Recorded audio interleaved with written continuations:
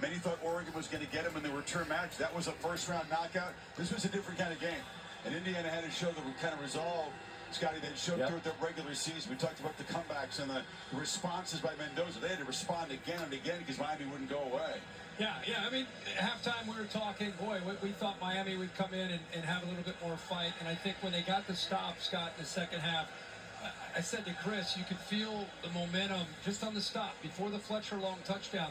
You could feel the crowd felt we need to play with more urgency. The team what a season. Second half, new half, and then they had that long touchdown, and I thought to myself, we're about to have a heck of a second half. It's about to be game on, and then of course it went back and forth. But just being from the Big Ten and growing up, never expecting Indiana's one of those stadiums that the visiting teams, the big schools, fill up their stadium. That's kind of who they've been most of their lives as fans, and to see this, I've seen these for years, but I think there's such gratitude and appreciation, sincere gratitude and appreciation from this Indiana fan base that this party is going to last for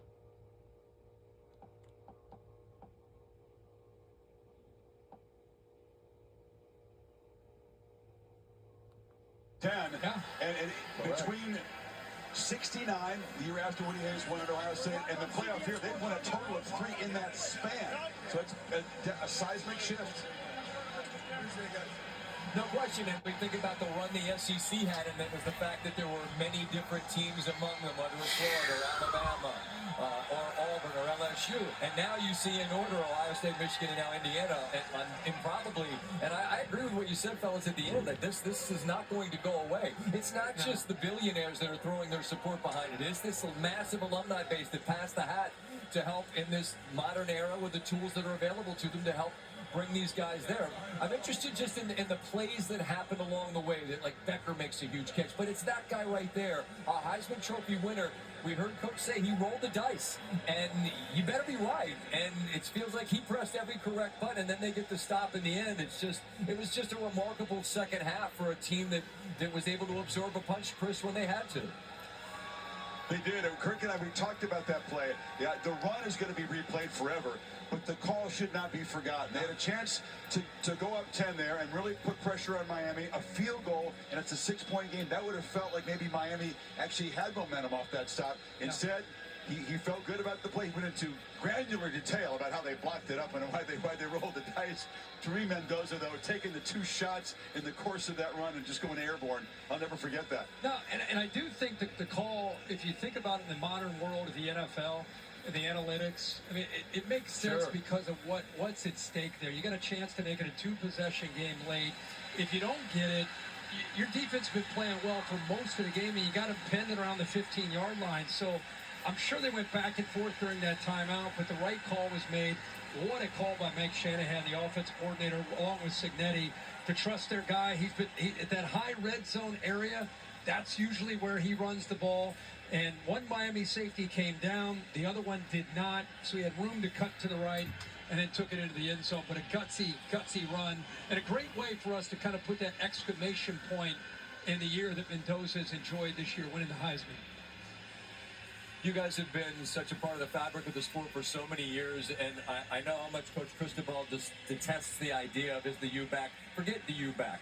They're here right now, and I understand this is a disappointing loss, and they'll have to transition away from the quarterback back who was here this year. But the sport's more fun when they matter, in my opinion, and this place was electric tonight. What's your sense of the direction that they will go moving forward? Not going away, that's for sure. They are loaded with talent. Mark Fletcher going to come back for another year of college football. They've got a boatload of young guys coming in there. Cristobal, to me, has a solid blueprint. I do want to say something about Carson Beck, though. That was a heartbreaking way to go out. He's got a couple championship rings for Georgia, but they're keeping him in a drawer in Jacksonville because he wasn't really a starter or a big part of that. This was his chance, his moment. You dream about it as a quarterback. He had done some great things to bring him back, and just that one kind of like miscommunication presses the ball in there. Sharp makes the pick, and then many people, I think, have a misunderstanding about Beck and what he's about. He's a team guy.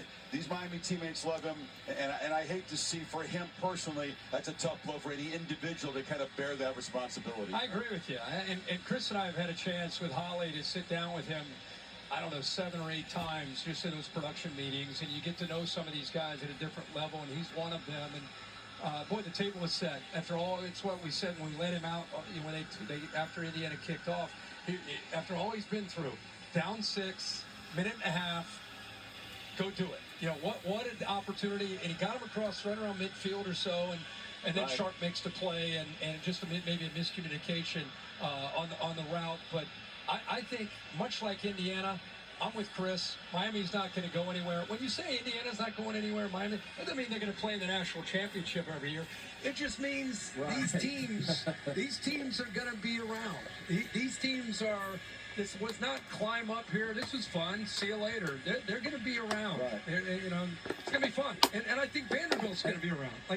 It's just a new world, a new era that we live in. I wonder, Scotty, though, if you're in any conference in the country where football is important, how can you not believe something's possible if you can get the right guy? See, that's what Cignetti has done. I mean, you look at administrations, and there's not much patience out there, because if you're not winning, we can go try to find a guy who can use the portal, raise some money, and do something close to this. Maybe not reach 16-0, but compete quickly.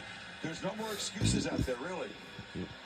No, and the blueprint exists. It requires the needle to be threaded quite exactly, and there's much praise to be handed out around the board as it relates to Bloomington. But I'm glad you guys also mentioned Beck as well. They're not here if he doesn't lead them on a drive against Ole Miss to get him into this game, right? And it ends in heartbreak, and the Miami kid, as you guys called immediately with the pick. A remarkable night, as always. You guys do it so well, and it's so fun to be here with you. Thanks for sharing a little time with me. I look forward to visiting down the road, boys. All right, man. Have a great show, Scotty. We'll see them again in this upcoming season in September. And Kirk Street conclude the college football season, and it ends with the remarkable exclamation point of the first championship in the history for IU. There's the Heisman Trophy winner on a roll the dice 4th and 5 ball. They dominated this season throughout, 479 points of a differential, which is the second best in the poll era. The only team to outscore opponents by more, Florida State. That was in 2013. Shout out, James. Don't break that thing. And then Fernando Mendoza becomes the 10th quarterback all-time to win the Heisman Trophy and a national title in the same season. The last to do it, Joe Cool. Man, what a team that was. The 19 LSU squad. He went number 1 overall after that. Dusty, Dusty, I looked up his side over there. You're not Dusty. You're restated. You want me to leave with Hell no. I'm happy to be with you both. You know how my affinity for Reese is well documented.